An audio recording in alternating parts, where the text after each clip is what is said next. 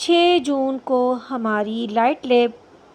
Summer of learning کی ایک workshop conduct ہوئی تھی، جس میں ہمیں بتایا گیا تھا کہ اساتذہ کی مہارتوں کو کس طرح سے بہتر کیا جا سکتا ہے۔ اس کے لیے خاص طور پر ایک ٹیچنگ فریم جو تھا وہ ڈے 1 کی ٹریننگ میں ہمیں اس کا تعارف پیش کیا گیا، اس کے بارے میں بتایا گیا۔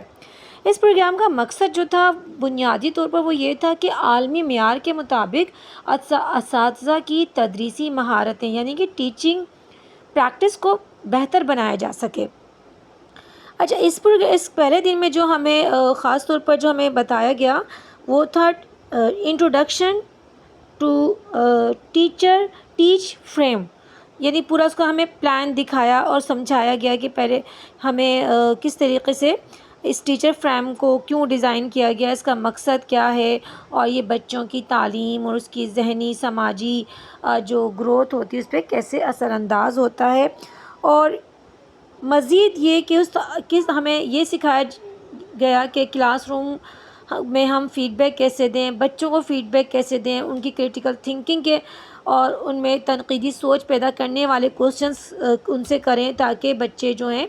وہ لرننگ حاصل کر سکیں۔ اس کے ساتھ ساتھ جو پریزنٹیشن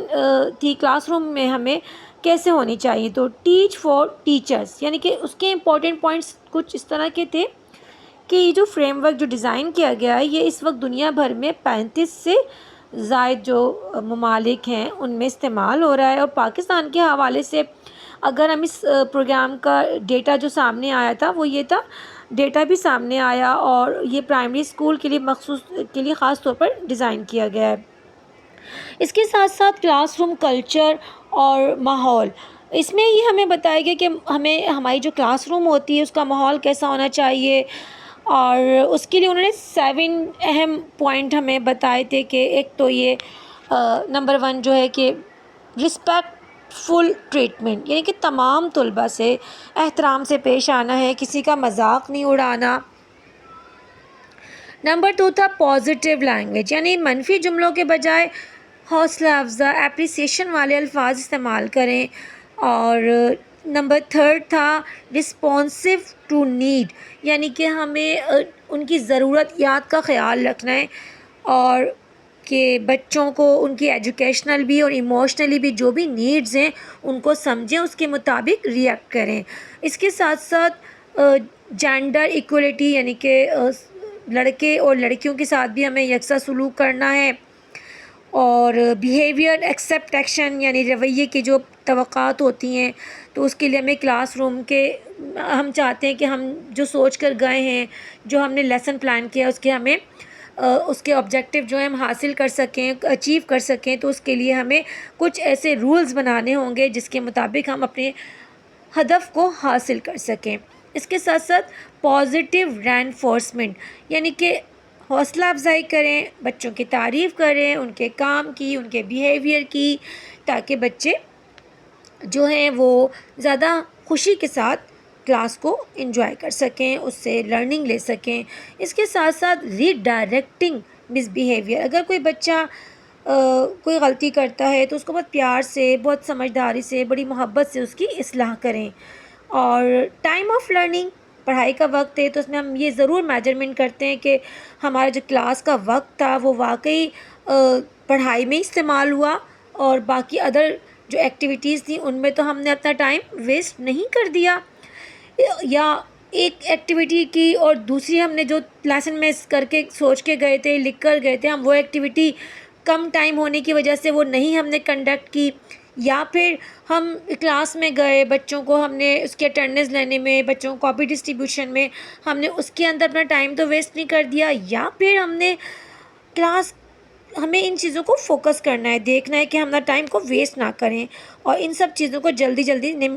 سمیٹیں، اور ہم ایک آبزرور کے طور پر ہمیں کلاس کو بھی دیکھنا ہے، بچوں کی توجہ کا جائزہ بھی لینا ہے۔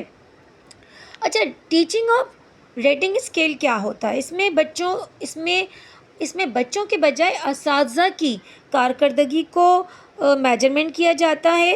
سب سے جو پہلے ہم بات کریں گے لو کی ہے کم، یعنی کہ جس میں ٹیچر کلاس میں جاتا ہے مگر اپنی مہارتوں کا بھرپور مظاہرہ نہیں کر پاتا اور اس کا بہت کم جو ہوتا ہے وہ کلاس اچھی چلتی ہے اس کی. اسی طریقے سے میڈیم میں استاد کوشش تو بہت کرتا ہے کہ وہ پوری کلاس کو انگیج کرے اپنے طریقہ کار سے، مگر وہ مستقل مزاجی سے پوری کلاس پر اپنی جو اس کی جو سوچ ہوتی ہے، جو لیسن پلان کر کے جاتا ہے، جو ہدف ہوتا ہے وہ اچیو نہیں کر سکتا. اچھا، ہائی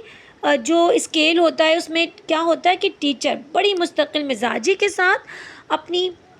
کلاس میں کے بچوں کو، طلباء کو پڑھاتا ہے. اس کا مثبت رویہ بچوں پر اس کی پڑھایا ہوا جو آبجیکٹیو ہوتا ہے یا اس کی جو ایفیکٹ ہوتی ہے وہ ریفلیکشن نظر آتی ہے. اسی طریقے سے اگر ہم اس کا ایک مجموعی اوور آل ایک ہم سمری دیکھیں تو وہ یہ ہوگا، اس پورے فریم ورک کا جو نچوڑ دیا گیا کہ 31 جو ہیں بیہیویئر ہوتے ہیں جس کے ہم جائزہ لے سکتے ہیں مزید، کہ 3 رویے جو time management per time of learning کے لیے ہوتے ہیں، 7 جو بیہیویئر ہوتے ہیں وہ کلاس روم کے کلچر کو سمجھنے کے لیے ہوتے ہیں، اور 13 جو بیہیویئر ہیں بیسکلی وہ انسٹرکشن کے لیے ہیں کہ آپ جو بچوں کو ہدایت دے رہے ہیں بڑی کلیئر ہو، بڑی واضح ہو، بچے اس کو انڈرسٹینڈ کریں، اس کو سمجھ کے آپ کے سوال کے مطابق اس کو جواب دیں. اور جو 8 بیہیویئر ہوتے ہیں وہ بچے کی سوشل اور ایموشنل جو اسکلز ہوتے ہیں ان کے لیے ہوتا ہے. بنیادی طور پر یہ جو پورا ہماری جو ورک شاپ تھی وہ ٹیچرز کو جدید اور مؤثر طریقوں سے پڑھانے کے قابل بنانے کے لیے تیار کی گئی تھی.